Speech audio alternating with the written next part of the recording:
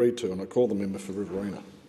Well, the motion put forward by the member for Bennelong is commendable, but he is very short-sighted in the approach he has taken in addressing the issues facing a future made in Australia. And let's go through it. It's a shame he's actually leaving the chamber. If you're going to put one of these motions, you really should stay to actually listen to others and to proffer arguments to indeed help the speakers who will indeed follow you. But anyway, he'll probably learn in relation to that. When Labor were last in office, they promised $6.2 billion to keep car manufacturing in Australia, claiming it would leverage $16 billion in investment and secure jobs throughout the 2020s. But what did it deliver? Well, the facts show 20,500 jobs in motor vehicle and component manufacturing were lost under Labor. At major manufacturers, vehicle production fell by more than 36% between 2007 and 2012 Labor years. And conveniently lost on Labor is that Mitsubishi and Ford announced they would leave the Australian market on Labor's watch. They conveniently forget that or overlook that. Across Labor's last term in office, 6,800 manufacturing businesses closed their doors and more than 37,300 manufacturing jobs were lost in their last year in office alone. And we see now, under a Labor government, record numbers of small businesses going to the wall, going bankrupt. They can't keep the door open, Deputy Speaker. This is such a shame. And there are a number of factors for that, not least of which are the high power prices. They just can't seem to pay the bills. And why would they be able to pay the bills when Labor, promising prior to the May 2022 election that they would cut power prices, have done the complete opposite, when it comes to ensuring lower power prices for households, for small businesses, but indeed for manufacturing. And then, of course, when we talk about Made in Australia, on this WA Day, we look at Labor's record with Western Australia. Their failures on borders and migration means it's harder to buy a house and less safe to walk the streets in WA.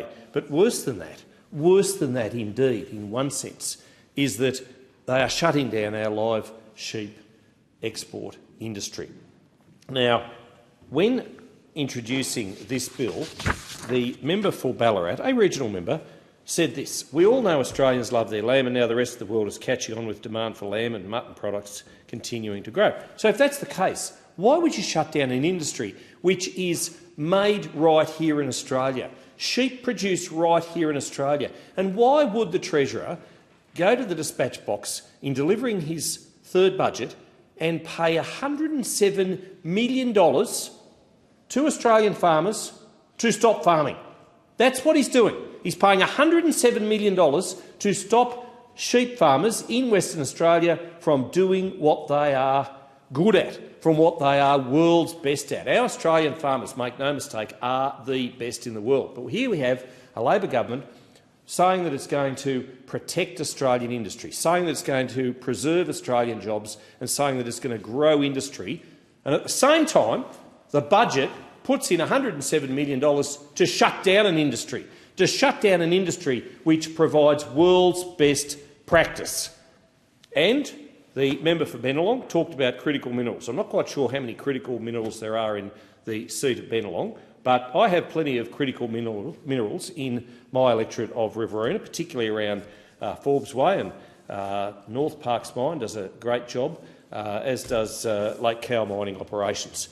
But we have seen a government which doesn't mind taking the benefits and talking about how they're getting the budget back into surplus, when at the same time they are shutting down mining operations throughout regional Australia. At the same time, they are shutting down the very industries which are helping to keep our balance of payments, export opportunities alive and well, and making sure their budget stays in balance. And that is so incongruous when, on one hand, they're taking, and on the other hand, they are absolutely demonising the industries and therefore the workers in those industries who are and have done for many, many years the very best to keep the nation's lights on.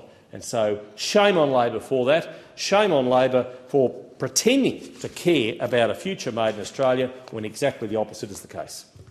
The question is that the motion be agreed to, and I call the member for Wills. Thank you, Deputy Speaker. And I got to say,